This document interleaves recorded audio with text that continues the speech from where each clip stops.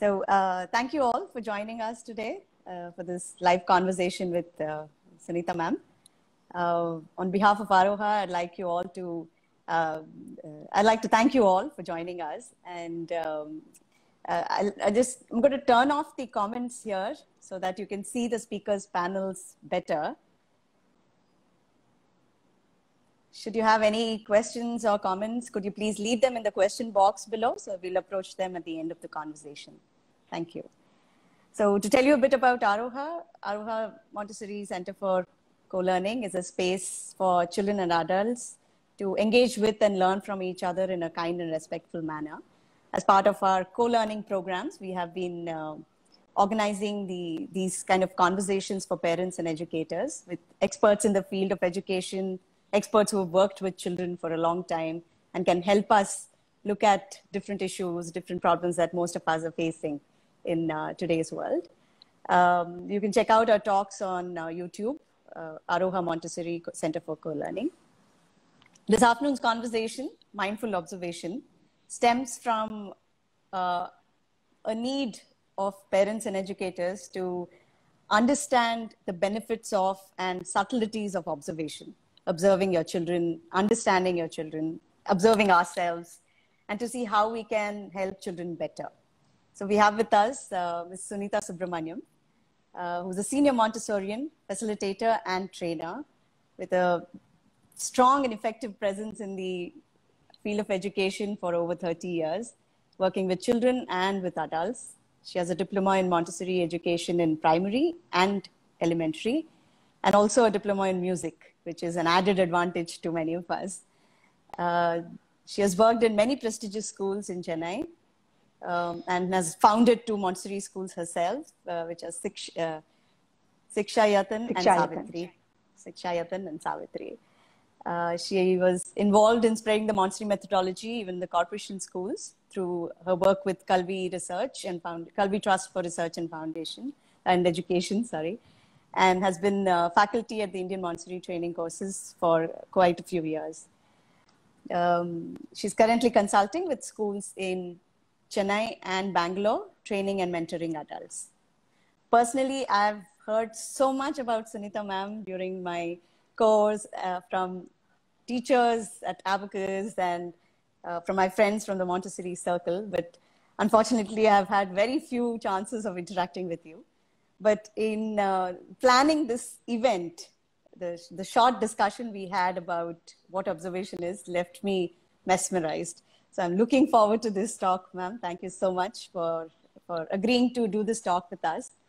And we're really looking forward to learning a lot more from you, from your experience.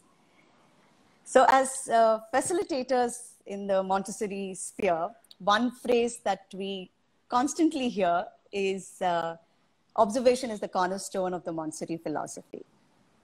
Just wanted to understand a little more about this from you. So if you could just elaborate a little more. Thank you so much for having me on your live show. This is the word observation as a cornerstone to the Montessori method is quite a, how shall I say it, one of the key pivotal points of the method itself.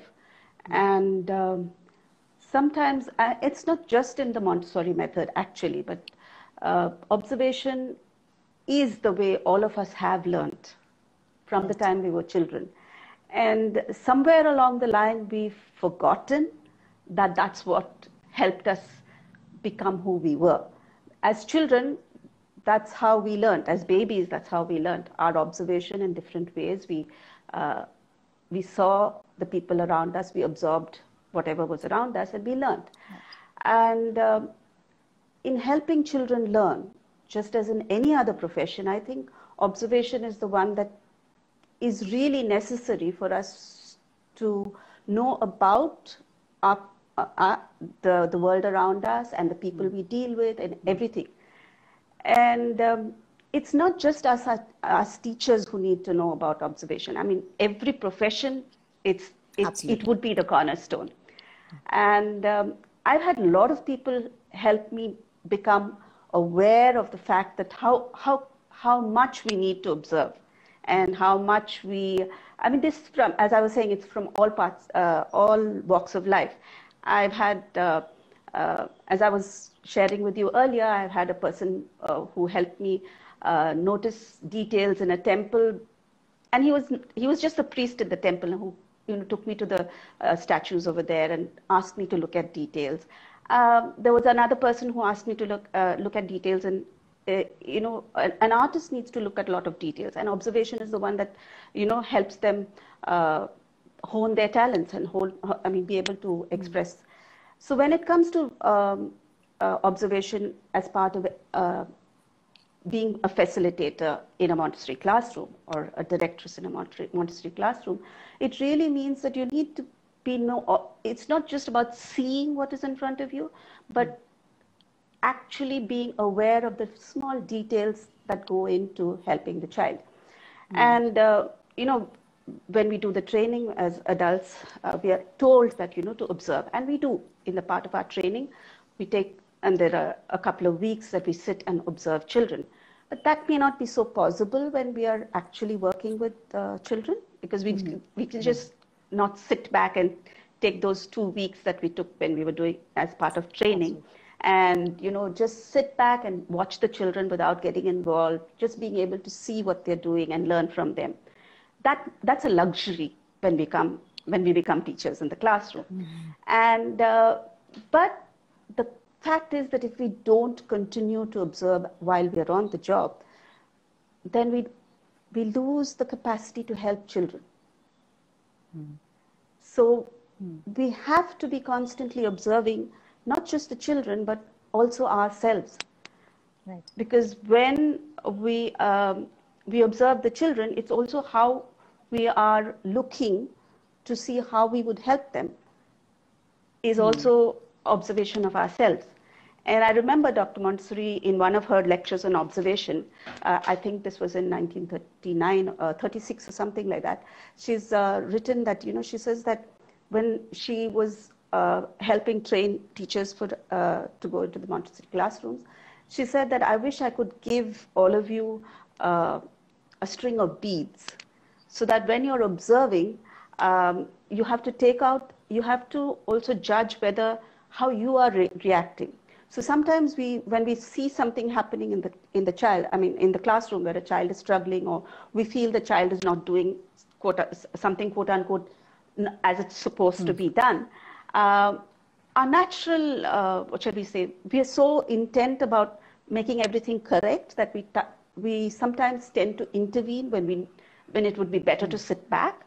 And she said one of the ways in which a teacher could observe herself was to actually take out, every time she found the urge to go forward to help the child when it could be unnecessary, she said you would need to take one bead of this chain and string it onto another, string.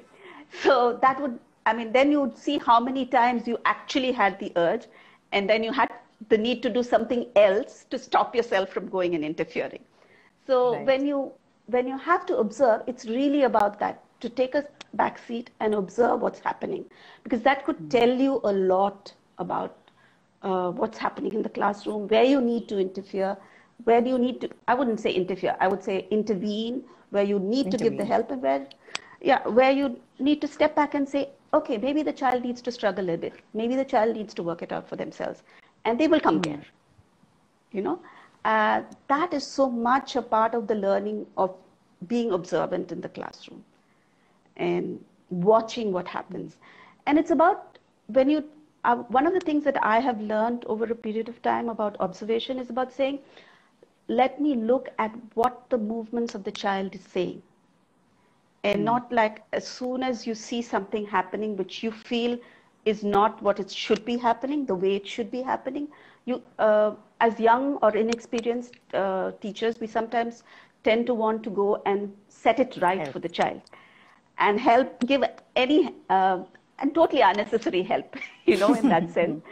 So that kind of says, that we have to be a little bit more looking at the details, looking at what the child is actually going through. when we say about also not giving help, but also knowing the details, sometimes we tend to ask questions rather than seeing what is around. Like, you know, we want, we have, I think over a period of time, all of us adults have become less intuitive and more ready to ask questions, and only the answers give us feedback. You know, and we think that we can make out the progress of the child's mental development only by asking the question and if the child answers us, you know. But over a period of time, we've forgotten that there are so many intricate details that Dr. Montessori has actually guided us towards looking at to see that there is mental development. Now, take, for instance, the very young child. Now, if you start noticing how the movements of the fingers develop, you will immediately know that there is mental development taking place. And that's actually a guidance that Dr. Montessori says, that if you notice the movements of the fingers, like a very young child, when the child steps into the Montessori classroom and how they would grab the articles, you know, almost like a grasp with all 5 fingers, and then slowly how the movements become refined, we forget that the movements, the refinement of the movements is actually a refinement, I mean, the neural passages being connected. And which means there's mental growth. Yeah, there is mental growth because it's the mind which is, you know, calling on the fingers to do the movements.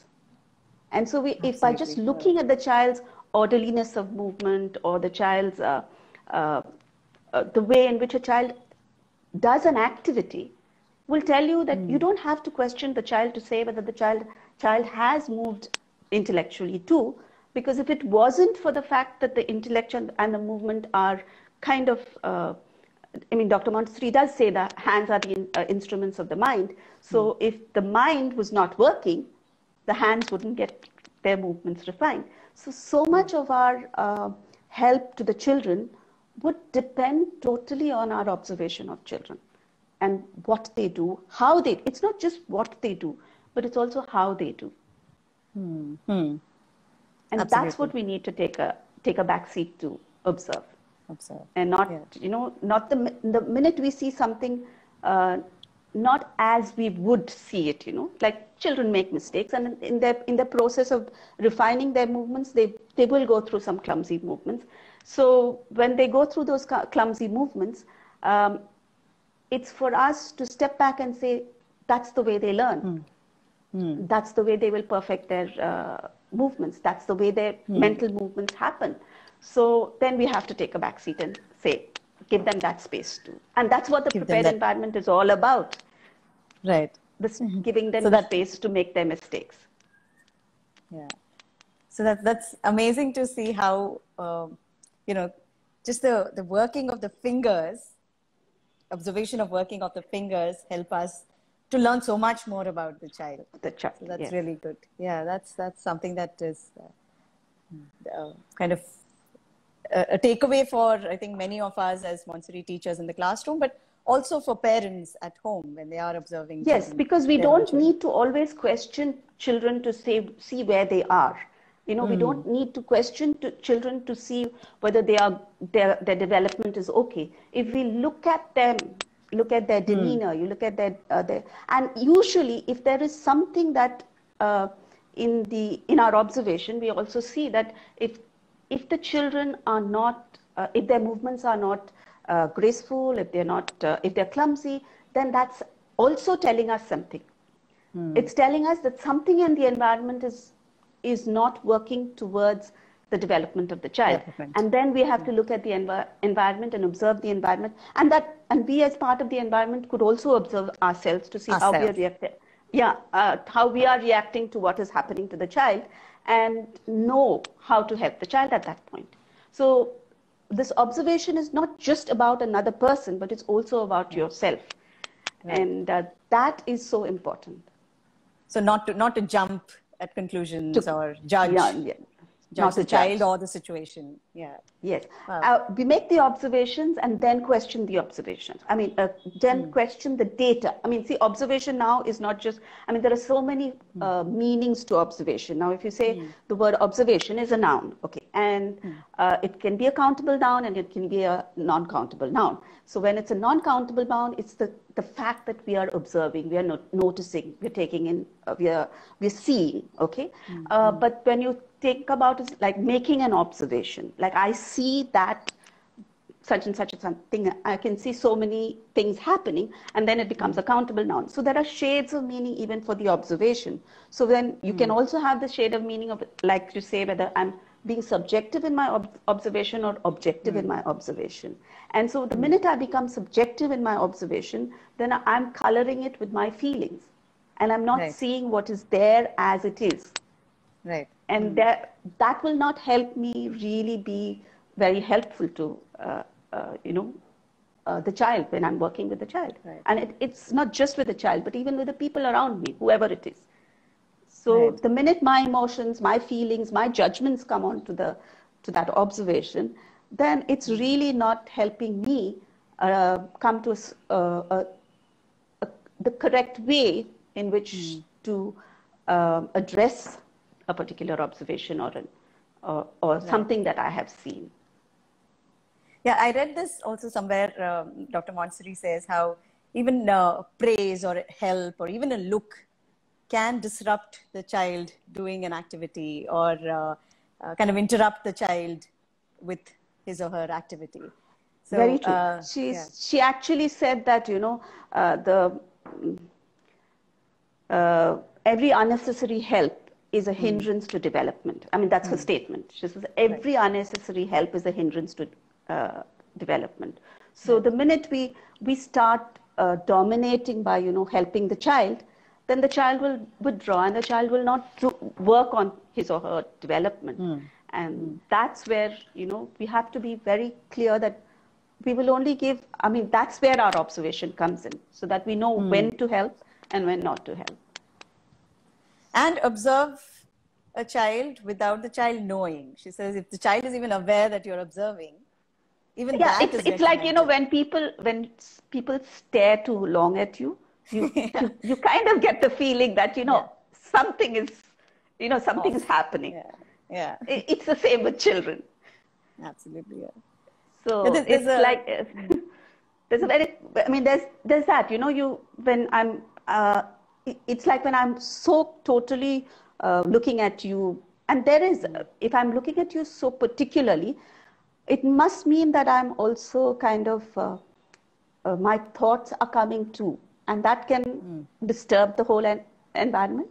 And like I remember when I was doing my course, the trainer over there was saying that, when we are observing children, the fact that we are there itself have changed the environment.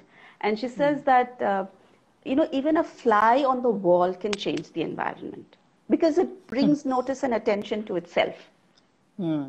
So we have to be more sensitive to how we prepare the environment so that the children don't feel the weight of our teaching, in a sense. Right. Yeah.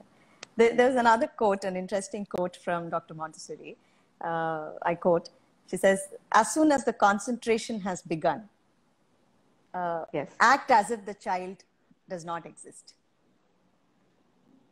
Yes. So if you notice this concentration in the child, then you're off the picture. You're off. You're totally off. You're focusing on the child. You're not focusing on what the child can achieve. So that's really what it is. I mean, to be able to see that. I mean, I haven't got there as yet. I know that, but no, it's a constant striving. We're always there. But the thing is, the minute and that's what Dr. Montessori said about that string of beads, because we did learn late in life to become more more aware of these things, and then our old learning does come in. And even though we practice the new learning, there may be times when we slip. And we have to keep striving. The thing is to be aware of it. And constantly not rest on, I mean, this is something that could, like I said, none of us came to it very early. So there was a lot of learning that we had. And that learning, I can put new learning into it, but that becomes a more conscious learning. And so if the minute I am unconscious about it, then there may be a chance that I would slip into my old learning. And therefore, I have to be constantly conscious of it when I'm doing it. So so you're aware of observing, but you're not going with an agenda that I have to observe this, and that. Yes, Right. That's it. Okay. Yeah. That's a tough when call. you go with the agenda, but when you go with the agenda for observing something, then you're looking for a particular thing. And the thing is, when you're looking for one particular thing, you may miss a lot of other signs, which could be telling you certain thing. But if you go with an open mind, then everything is a sign which will help you. You're not looking for a particular answer, but some answers will come to you. That's what it really means. And then there's growth for us as educators and parents in that learning. And that's the scope for us. I mean, that's such a wonderful Montessori, the Montessori environment is such a wonderful place. It's not just a place for growth for the children, but it's definitely a place for growth for us too. And that constant learning that we can do. And that, I think that's what also keeps us young and in touch with everything. Yes, absolutely. Absolutely. Yeah, I think this is something that I was discussing earlier also with someone, that there's this common understanding that Montessorians usually live longer because they are working with children. So they understand children, they're stress-free, and they also are working on themselves in that sense. And so they're constantly learning.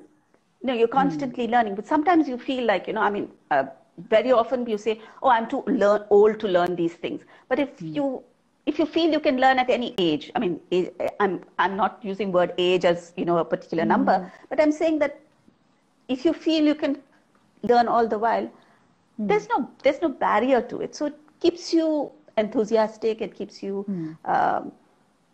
young, because somehow the whole connotation is that if you're old, you can't learn new things, and then you're young. You feel, and this is not about age. It's just about being there, right? And staying open to learning, because we are learning about ourselves, we're learning about the children. And with constant change, growth is about change. And to keep the pace of change all the time is to be open.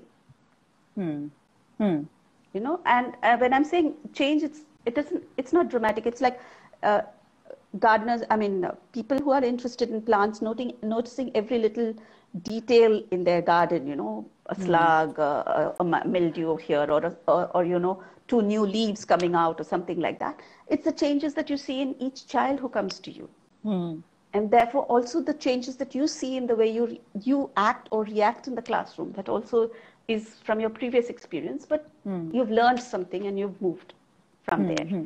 And that helps you with the next set of children. They will pose a new set of challenges, a new set of changes that you'll have to adapt to, and you would deal with that.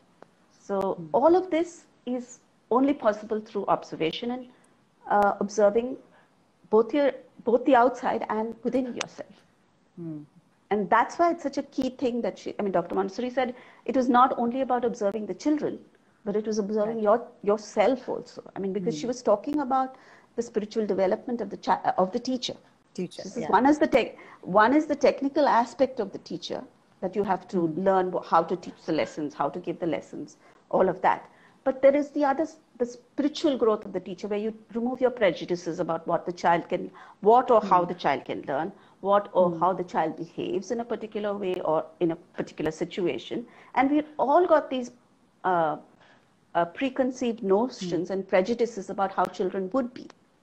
Right. We used all of these.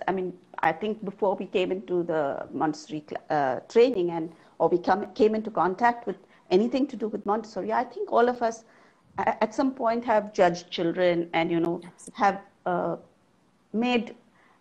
looked at them with our prejudices.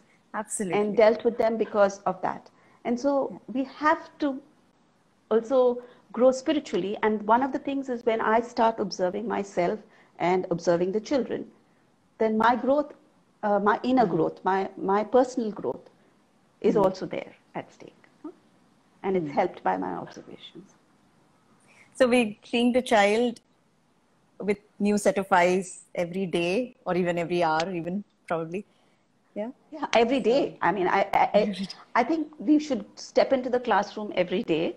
Of course, now it's not the physical classroom, but even then, you know, it's to step into the classroom with saying that today is a new day. I'm going to see some wonderful things.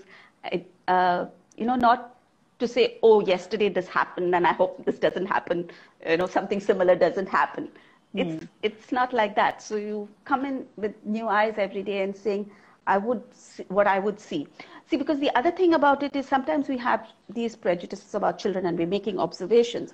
And you see a child who probably because of some disturbance has not been handling something very well.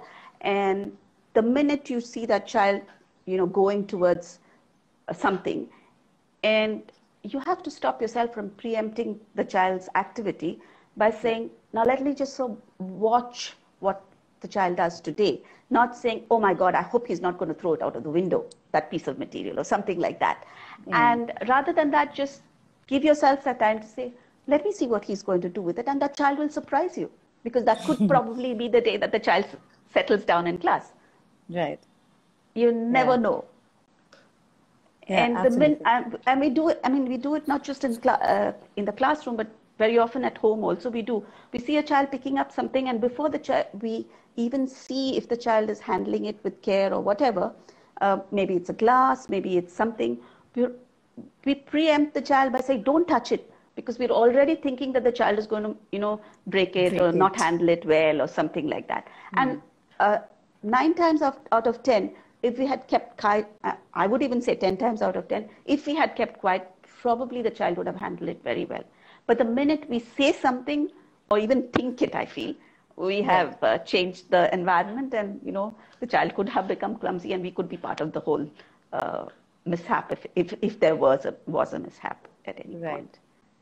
So like you said earlier, then observation is applicable everywhere, right? Not just the Montessori environment, but everywhere and anywhere in all spheres. Yeah. And across ages. In Dr. Montessori's, I think it's in the discovery of the child, she says, or she was talking about preparation, and she was talking about education of the senses. And she herself being a medical doctor, she says, we have to see so many things about, you know, I mean, we do it when we are learning, whether we do chemistry or physics or whatever it is, when we are doing things, when we come to making observations, it's to use all the different senses. Like, you know, if we're doing the salts, we would say, okay, the color of it or the smell of it or whatever, you know, and the taste of it. And all of those kind of observations we make in a lab. And that was the thing she says. But she also said that, you know, to do that, we have to do it so consciously. And that's the reason why she gave all the sensorial training for the children, because it's so much easier to become aware of those nuances when you were younger than when you have to do it consciously when you're older. Yeah. Yeah. So you lay a foundation right then. So yeah, you're aware of it's so much easier because you are. I mean, senses help us throughout our lives. So the earlier we educate our senses to become more aware of the things. Actually, it's not just it's educate to refine it, really. Right. Yeah. Because we're totally we rely on our senses for all the information we get, and so right from day one. Right from day one. Yeah. And so even now, when we do something, whether it's in the kitchen, whether it's going out to the stores, we rely on so much information that we're not even aware that we're relying on to make us do many things. And if we could refine it, then how much more centered we would be to actually work with things. Right. Yeah. So this thing about, you know, many people having this misconception about, you know, or a frequently asked question about how do you evaluate your children in a Montessori environment, because you don't have tests, you don't have grades. So it's even there, Dr. Montessori says it's observation. It's observation. Yeah. Like I was telling you earlier, I don't need to ask a child if he's understood something. Yes. I can just watch the movements. Yeah. I can listen to the child. And listening is not just the physical listening of what someone's saying, but there are so many different ways of listening. I can listen to the body language of the child. I can listen to the other signals that the child is giving. I learn to read them. That's what my observation will do. And that would tell me how to assess what the child needs next. Yeah. And by watching that, I could even say that maybe the child is not ready for the next level, but he's ready to spread himself out at this particular level a little bit more to gain a little bit of confidence. And that's not going to take away from, that's just as important as moving to the next level.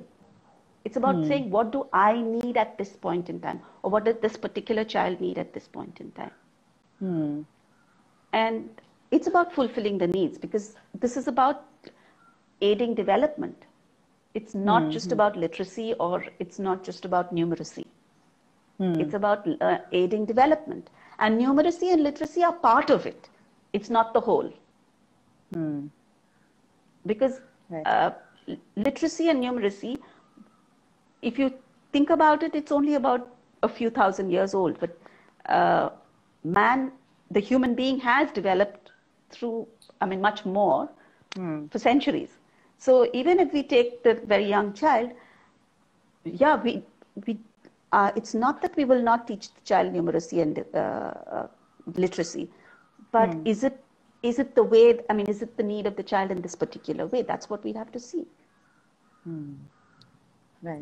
And give the child time for whatever it is that is needed. Maybe the development of the muscles, maybe the coordination of the muscles, maybe the lack of exposure to language, because we forget that there are so many hurdles that we have unconsciously put in the child, that we think that teaching the child of literacy, writing, is only a question of teaching the child a few symbols. But that isn't it. The thing is, the symbols are there only if to communicate only if I have the language and the thoughts in myself. Then only I can communicate. So for whatever reason, there is a lack of exposure to language, because life has changed so much in the years that we first and foremost there are less people in a particular household. Okay. And even the ways in which we communicate with each other, especially when very often children don't see people communicating to each other. Now, if you and I talk on the phone, now we're having speaker phones or something like that. But what happens is that a child does not see both the people conversing. Right. And when we take the child out to even now it's not possible, but if we were to take the child to the market, especially in the urban societies, we would probably take them to the department store. And there's very little conversation that we have with anybody. If I took them to the local grocery store, and then it was not something that I take things off the shelf, I would have to ask the storekeeper for whatever I needed. So there was a conversation.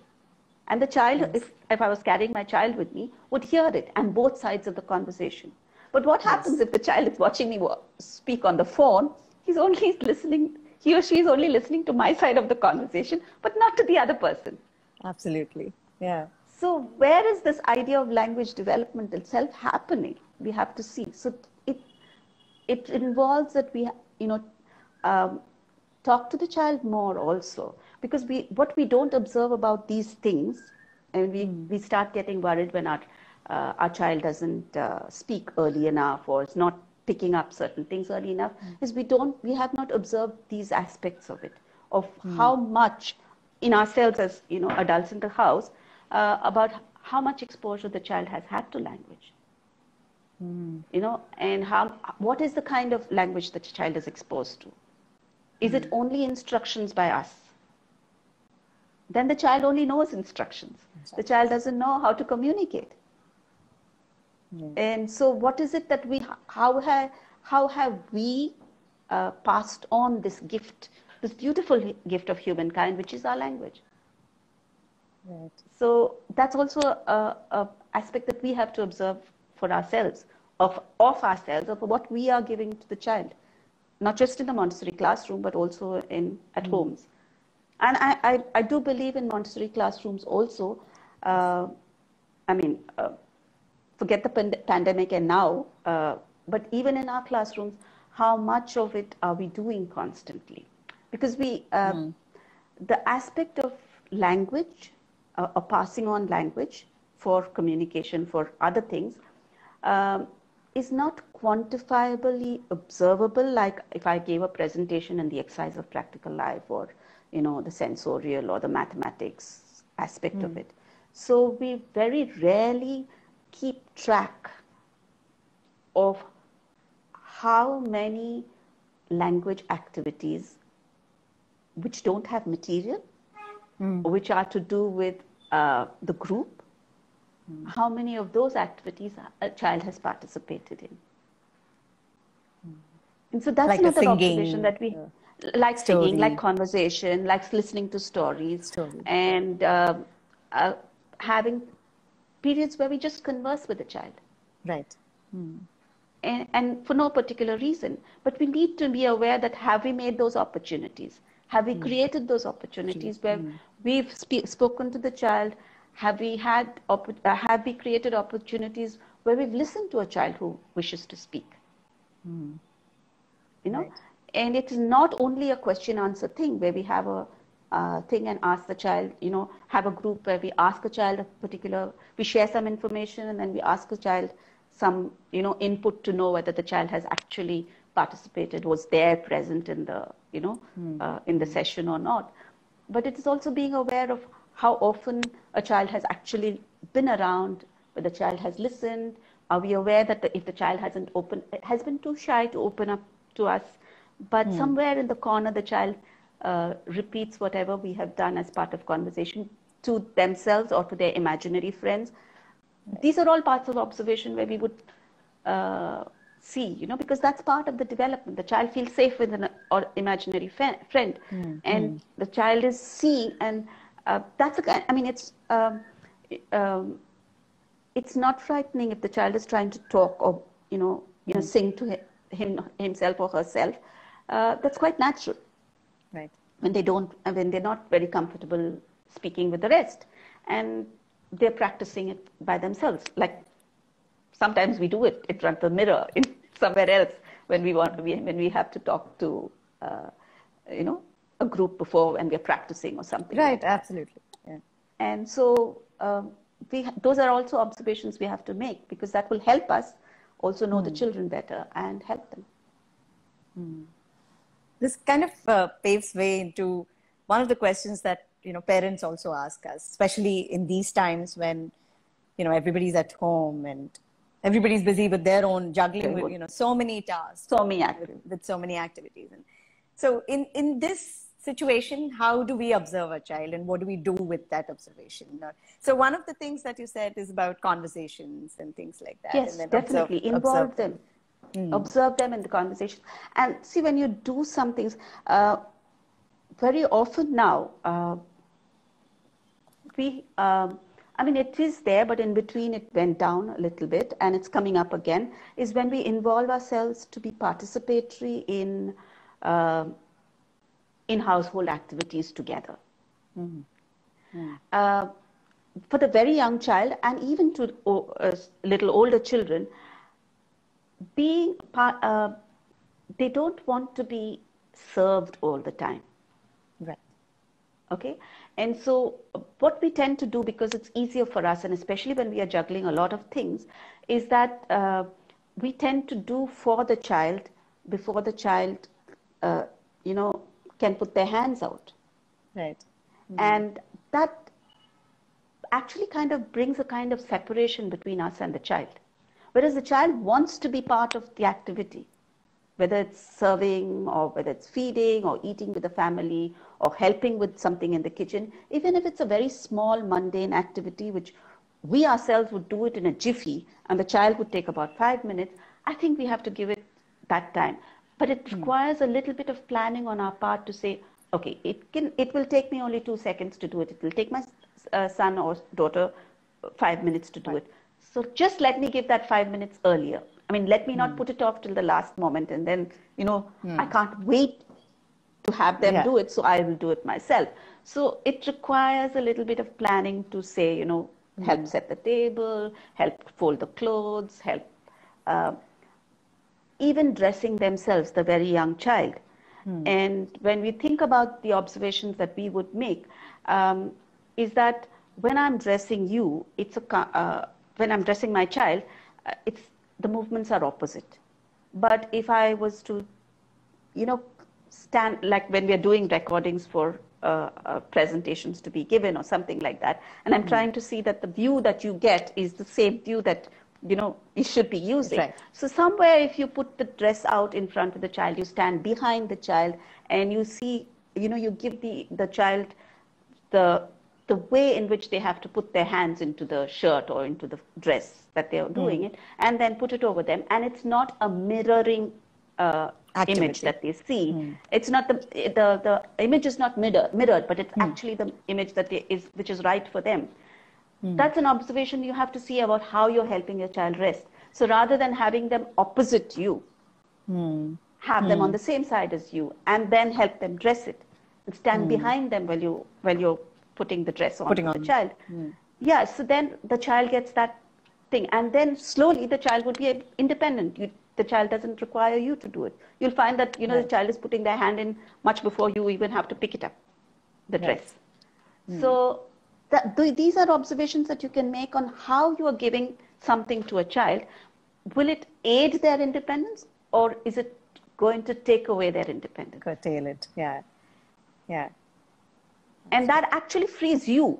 If you think about it, if you just thought about it a little bit and you help the child initially, then soon the child takes over, and then you don't have that activity to do. That frees you up, actually. So those 2 seconds are gained. Yeah, the 2 seconds are gained. Yeah. So it's really about how I would think about how I would do any activity so that I involve the child and to become a part of this family that they are in. And initially it may seem like a little, a lot of time, but if you give that time, actually you gain a lot more time. True. Absolutely. And that's an observation that we have to think about ourselves as adults, to say, are we taking on too much? Or are we empowering everyone in the family? Because it frees me. I feel if I can teach the child how to do something by themselves, it frees me really. I don't have to serve the child all the time. Absolutely. And the child is independent. The child is happy. He's happy. You're happy. And we have a lot more time to spend and have fun too. Absolutely. Yeah. I think that's something that requires a lot of practice. Yes, it does. Be aware and Yeah. And that's the thing about your observation of yourself. I mean, what is my, it's about also what is the idea? What is it I want to reach, really? What does the observation tell me? So if we just look at the activities that we do, if we look at the conversation we are having with the children, are we having conversation with the children, or are we just telling them what to do?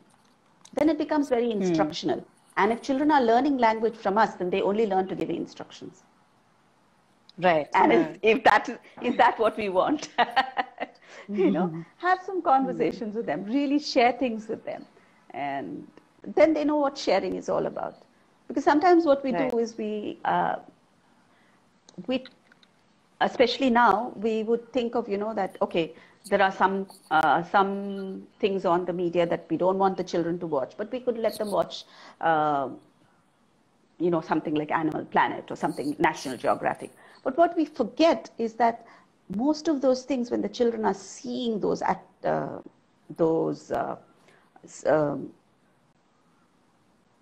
things on TV, what they are actually hearing is not a conversation. They're only hearing a narrative. And if children are only hearing narratives, they may pick up a lot of language, but where do they use that language? Right. So we have to provide them different opportunities and different ways in which language is used. while I don't sneeze on the fact that they would learn a lot from watching those, shows about animals and birds, and I love them too. But I am on a different plane. I have learned to use language, but is that the only exposure you're going to give the child? Right. Right. Only how to narrate things. What about holding a conversation? What is it to hold a conversation? What is it to say that I would ask something to you and you would reply, you would give me and it's not only about ask something. I could probably raise an opinion and say, do you agree with me, or do you have something different? And you could have something totally different, but also feel free to express it. Right. Absolutely. That's something that we have to help the children too. So that's about observing how we how we talk to children, really. Yeah. So I think to kind of put it in my understanding, I would take it as steps. So my step 1 is where I'm stringing my bead and I'm kind of moving back to just observe what's happening. So my step 2 is where I'm being conscious or aware of what I'm observing. And my step 3 would probably be writing it down for myself, documenting it. You could write it down for yourself. You could find different ways in which you could record what you're doing, because that really helps you. It's not all, I mean, you could record the ways, you can find your own ways in which you can record. You could make graphs, you could write stories, you could put bullet points, whatever it is. But that's your way of, it's something that will help you reflect on it at a particular time. That would really help you in that way. And my step 4 would be practice, practice, and practice. Definitely practice, practice, and practice with awareness. With awareness, yes. With awareness. Yeah. Thank you so much, ma'am. That was really, really wonderful. I think we are almost at 5:20 now. So I'm going to just turn on the comments and look at questions that we can take. Yes. Yeah. Unless if there's anything you wanted to add. Sorry. No. So we can look at this questions. Yeah. All right. There's one question here which says, how does one observe several children at one time better in the environment? So there's a fear of missing out. No, actually, it's impossible for us, I mean, humanly impossible for us to look at several children with that depth every time. So over a period of time, you learn to look at children, give a little bit of attention to each as you go, because it's impossible. I mean, it's humanly impossible to go to that depth of observing each children all the if you're in a group activity, then you can kind of, have a look at the children in your group. But even then, it depends on the size of the group. So I wouldn't put myself such a big task. I only go with the small steps, okay? And try as far as possible at as a young thing, I would, write down all the children that I had, and whoever I'd observed, I would write about them. And then I would make a note if I have missed out a particular child, and I'll say, okay, maybe I need to look at that child and see what's happening there. Right. Because I know that it takes a lot of effort to, you're not just being in the classroom. Like I said, it's a luxury to be able to just sit back and observe. So while you're doing the teaching, to also be doing the observation is a hard task. And this whole idea of multitasking is not such a wonderful thing, because it means that you're not it's just you're juggling. Not all of us are good jugglers. And even when you're juggling, at every point you have to have your attention on that particular ball that you're going to catch. Otherwise, you will miss it. So you have to see each child, but also make it the point to say that, okay, I have looked at these children. I've missed out on this child, and so maybe I'll need to do it. And then you would, over a period of time, you learn to do many more children than just one or two. But a whole class all the time isn't possible. So take it slowly. That's my advice. Yeah, that's a great advice to. Otherwise, you're taking on too much on yourself, and then you're No, and really it's not going to be effective for possible you, and for the it's a class. hard task, and you Right. won't get much done. So Right. it's better to observe uh, each child, and at least give them that space. Even if you haven't observed a particular child for say 10 days, and then you say, okay, I'm going to see what this child is doing today, and you take more. You may be surprised that certain things, certain movements that you didn't think would have happened so you know that now the child is ready for the next, or something like that. So that's much better than half looking at this and saying, okay, the child was doing this activity, and the child was doing that activity, and that child was doing that activity, but you don't know how the child was doing that activity. So are they ready for the next step? You don't know. Yeah. So it's better that you know that you can say, okay, are they ready for the next step or not? But not just that they did an activity, but how they did the activity. That's so important. Right. Yeah, I guess this is something that's a lifelong learning journey. It is. Yeah. Yes. It's a huge topic for just an hour to discuss. It's a huge topic, and I don't think we'll ever tire of it, because there are so many different aspects to it. As I said, even the meanings vary, and depending on what it is. And I mean, I can make observations, I can give observations. As I said, it's a countable noun, it can be an uncountable noun. There are so many aspects to it that, it's a vast topic, and you keep learning about it. That's all I can say. And it's fun, actually. Sounds like it's fun. Yeah. It's fun. So, would you like to share any anecdote from your work experience, if there was something about observation, or something that kind of how we call the moment? Okay, this is one child. There are many instances that, but this is one child who really surprised me, and it also made me think. As I was saying, not to jump to conclusions. There was this child who joined me, and she was about a little over 3, and I remember that in my school I used to speak only in English to the children. The children didn't know that I could speak any other language. And then I had this person the other teacher, who spoke only Tamil, and there was a friend who used to come part-time to do Hindi. And so the child, I was introducing the child to the sandpaper letters. And it just so happened this afternoon, and the previous day she'd been working with sounds for with Hindi with the other lady. And so when I was tracing the letters for her, with her, she was tracing the letters, and when they trace the letters, we also ask them to think of words in which they hear those sounds. So I remember very clearly that she had the letter M, which we traced, and she said the sound and then she told me a few words. I told her a few words that I could hear the word the sound in, and I gave some words to her, and I asked her, can you think of any words in which you could hear? And she was very excitedly giving me a lot of words, and then she said, I can hear the word in table. And I was so concerned. I said, what is happening over here?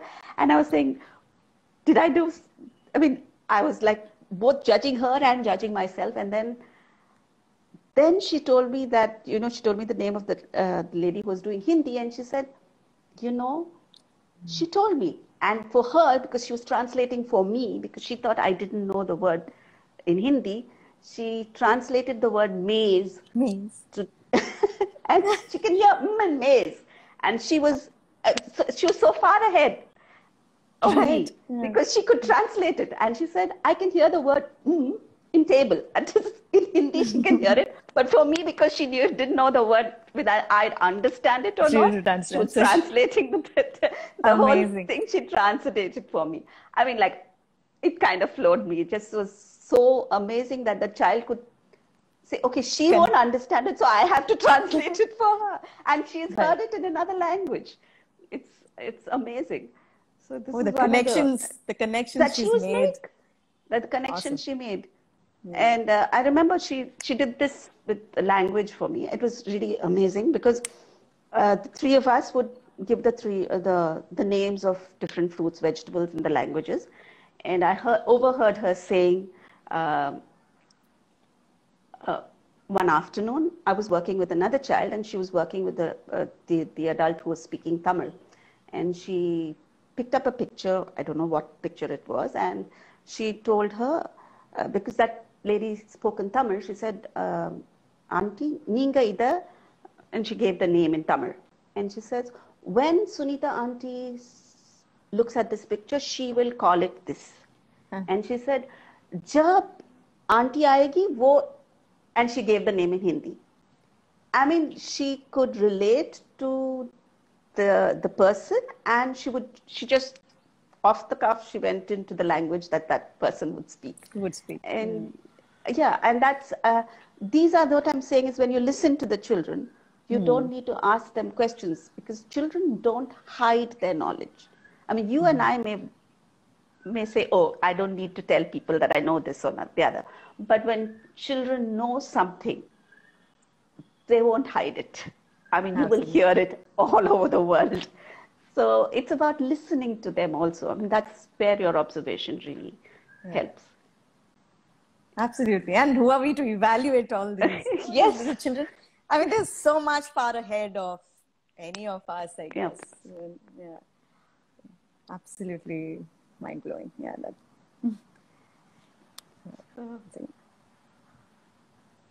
I have one more question, ma'am. 1 second. Yeah.